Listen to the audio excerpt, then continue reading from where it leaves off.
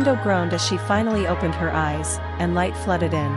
Kendo immediately recognized that she was lying on a bed, in some kind of infirmary. She sat up and saw her classmates laying on beds nearby, all of them having their injuries treated. Ow! Setsuna groaned, as she too started to wake up. Did anyone get the number on that fucking bus that hit me? Various groans across the room could be heard, as everyone started to wake up. Ah, what happened? Yui asked. Where are we? Kawaro scowled. This doesn't look like the UA infirmary? Jizo pointed out. You in my house. Everyone looked to their left, and saw Yami, patiently staring at them while sitting in a small red chair. They all paused for a minute, noting his appearance and how similar it was to monsters they fought. You brought here after my Grim beat you, Yami explained. Wait, are you the one that made all those monsters we fought? Manga asked him, his head becoming a question mark. Yami nodded. My Grim. I make them with my quirk. It's very strong quirk. I would have to agree. Ibara shivered. To think a child could command such an army of demons. Wait, does that mean we got our butts kicked by 6-year-old? Kamakiri shouted. Damn, that sucks. Setsuna added. Many of the Class 1B members groaned at the humiliation they suffered, getting absolutely demolished by a boy who didn't look older than 10. Now everyone don't despair, Monoma said. Our defeat to this child is not the embarrassment you may think. It's not as if we engaged a child in 1 versus 20 combat, he sent an entire army our way. We fought hordes of terrifying beasts before we fell. Don't forget that. That does make it less embarrassing, Rin admitted. Kendo sighed, not feeling any of her frustration deplete. Still, we failed the exercise. No, you didn't, Yami said. Huh? Most of the class gave him confused looks. Kid, we were told to get here, and we didn't, Sin explained. Sounds like we failed to me. Yami shook his head. Nizu said you can't fail. Because task was impossible. Eh? Shouted the entire class. It was then that the door opened, and Recovery Girl came in. Yami dear, I told you not disturb them while they were recovering. Sorry. Yami apologized. Got excited. I understand dear, but go wait with your father for now.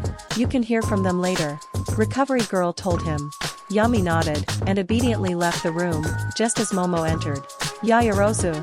Kendo gasped, shocked to see her here. What are you doing here? Let me guess. Class 1A was given the same exercise as we were. I bet you didn't get anywhere near as close as we did. Monoma gloated. And for that matter Thankfully Yanagi cut him off, but using her quirk to hit him in the head with a nearby metal tray. Well, it's rather difficult to explain, Momo said. To start with, you are currently located in the infirmary of the Midoriya Foundation estate. Wait, Midoriya Foundation? Shishida paused.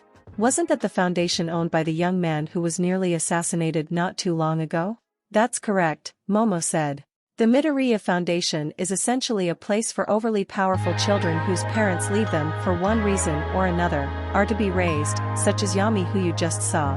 A place for OP kids, okay, that makes sense, Setsuna said. But still, what's a member of 1A doing here? Weren't you guys on a trip? This is the trip, Momo explained. We were sent here to assist Midoriya after he fell ill. He is currently understaffed, so we're acting as temporary staff, while also fulfilling our academic duties and training. And as temporary staff, it is also my job to inform you that Midoriya and Principal Nizu are waiting for you in the main office. If you want more of your questions answered, then you'll likely need to head up there. I can lead you if you'd like. That would be great, thank you, Kendo said. I think we'd all like to figure out what is going on. XXXXXXXXX. Momo led them all to Izuku's office, where Izuku himself was waiting for them at his desk, with Nizu also being present, having pulled up a chair beside Izuku, behind the desk. Yami was also present, sitting beside the desk, waiting patiently. Ah, Class 1B. Nizu greeted them. I'm glad to see you're awake.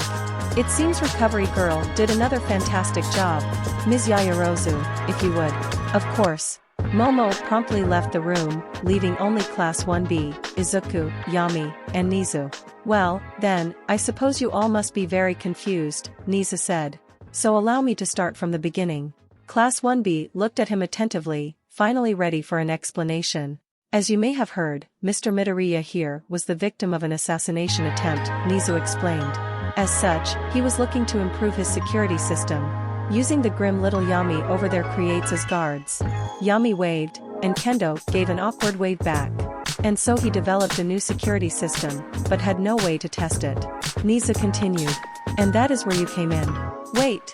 So you used us as lab rats? Kamakiri shouted in outrage. No, of course not. Nisa laughed at the accusation. Being a lab rat only benefits one person, whereas this is mutually beneficial. He gets to test his security system, and you all get experience. Experience? Kawaro scoffed. Yes, thought this you gained many new experiences, Nisa said. Experience in fighting multiple opponents, experience in fighting clever opponents, flying opponents, stronger opponents, fighting forest, being trapped. There is so much valuable information that can be gained from this exercise, that your next class will be entirely about analyzing your time here, and how you could have improved. Of course, we didn't expect you to actually complete the exercise. Izuku jumped into the conversation. Not to say you guys aren't powerful or skilled, you guys actually made it farther than we thought you would. It's just that some of the Grim we have, and the number we have them in is a bit much for most people. I'm honestly glad you didn't make it to level 4. The Grim at those levels are brutal to say the least. Wait, level 4? Sen interrupted. What do you mean level 4? The level system was made so that way threats are taken care of appropriately. The deeper you get into the forest, the higher the security level gets, and more dangerous Grim get added. Nisa said. That explains why things kept getting harder the deeper we went into the forest. Kendo surmised. And we didn't even make it to the maximum level. Well, to be fair, you made it to level 3 out of 4, so you got pretty far, Izuku said to comfort them. To think there are things worse than that hellhound. Ibra shivered, as did the rest of the class. Ah yes, the hound, Nisa said fondly. That one was an exception, Izuku told them. The hound is an intelligent, ever-adapting Grim. The only kind of Grim that can think on a human level. It's probably one of the toughest Grim Yami has ever created. But since it's intelligent and can adapt, I don't have to worry about accidentally killing someone, so it can act at any of the security levels. Well, thanks for the nightmares, Greenie. That thing will haunt my dreams for at least the next few months, Setsuna said bitterly.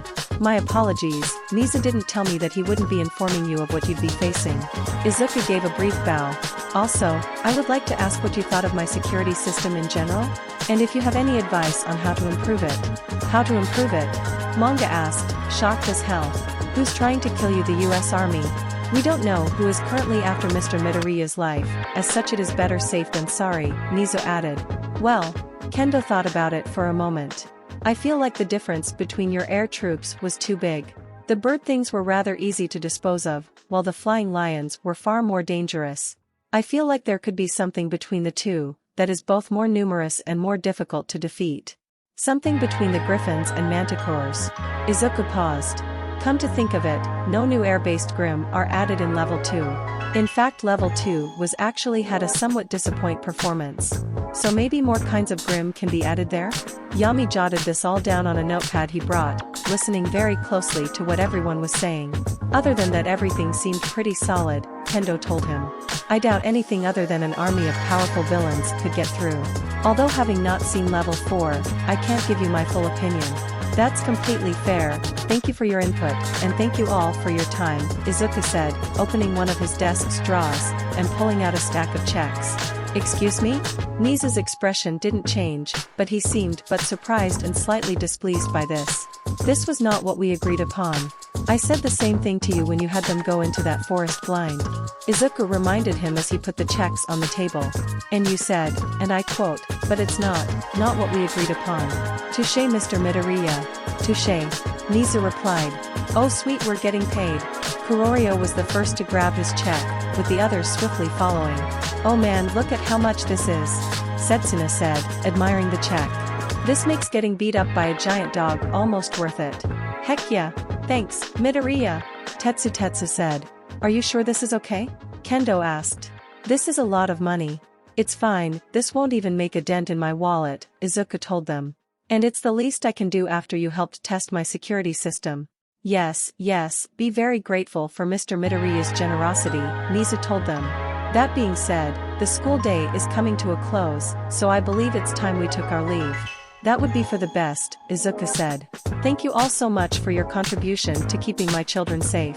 I know you'll all become fantastic heroes.